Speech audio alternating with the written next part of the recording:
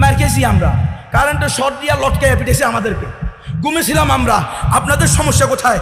আমরা উম্মার ঈমান হেফাজতের জন্য প্রয়োজনে কল্লা দিয়ে দিব, কিন্তু তাগুতের কাছে মাথা নত করব না ইনশাআল্লাহ। নারে তাকবীর, আল্লাহু আকবার। ওয়ারিস যেহেতু আম্বিয়ায়ে কেরামের, সুতরাং জেল জুলুম খাটতে হলে এটাকে আম্বিয়ায়ে কেরামের সুন্নত হিসেবে মেনে নিতে হবে। জেল জুলুমের ভয়ে কথা পরিবর্তন করা যাবে না।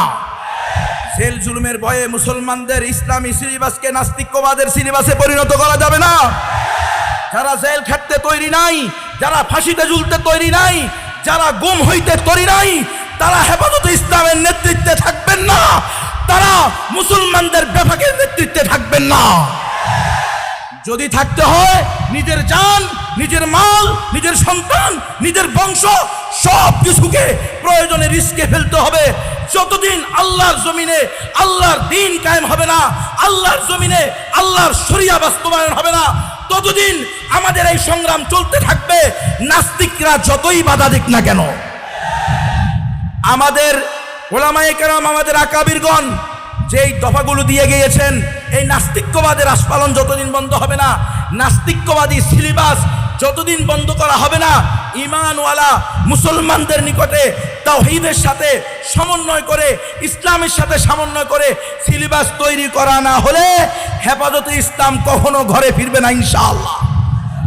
মুহিবুল্লাহ বাবুনগরী সাহেব দামাত বারাকাতুহুমুল আলিয়া, আমিরে হেফাজত, কায়েদে মিল্লাত, আল্লাহ তাআলা হযরতকে নেক হায়াত দান করেন। আমি প্রায় 12:30টার সময় এখানে আসছি, অনেক আগে চলে আসছি, আমি জানি না, আমি মনে করছি জোহরের পর্ব শুরু হয়ে যাবে, আমার ভুল ছিল। যাই হোক, হযরত আমাকে একটা কথাই বললেন স্পষ্ট। আমি হুজুরকে যখন বিভিন্ন বিষয় বললাম, হুজুরের কথা হলো, গুনবী সাহেব আমার বয়স কিন্তু শেষ, হায়াত শেষের দিকে, জানি না কয়দিন বাঁচি। এখন আপনি এসে আমার পাশে বসছেন কা? জেলে যখন গেছেন তখন আমার নিয়ে যান নাই কে? এদেরকে বলে আকাবির বেটা।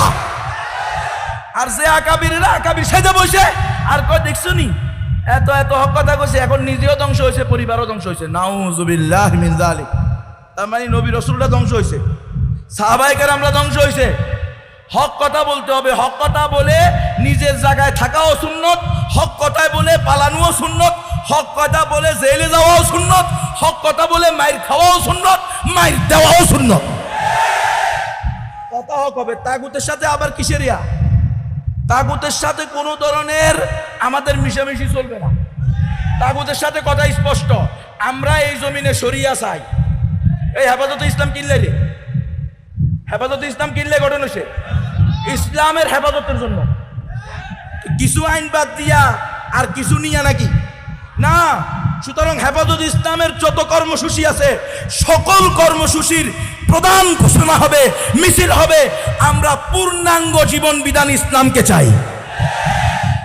হুজুরের কথা হলো, আমার 90 বছরের বেশি বয়স। জুনায়েদ বাবুনগরীর বয়স যখন 7 বছর, তখন আমি এই দারুল উলুম দেওবন্দ থেকে দাওরা হাদিস শেষ করে দেশে আসছি। ওই বছর জুনায়েদ বাবুনগরীর খতম হয়েছে, আমার ছোট বোনের ছেলে। হুজুর বলতেছেন, তো আমার 90 বছরের অভিজ্ঞতা হলো, তাজরিবা হলো, মোল্লা মুহাম্মদ ওমর যেই তরিকায় আফগানিস্তানে ইসলামী শরিয়া বাস্তবায়ন করতে পারছে, এই তরিকা ছাড়া এই দেশে ইসলামী শরিয়া বাস্তবায়ন সম্ভব না।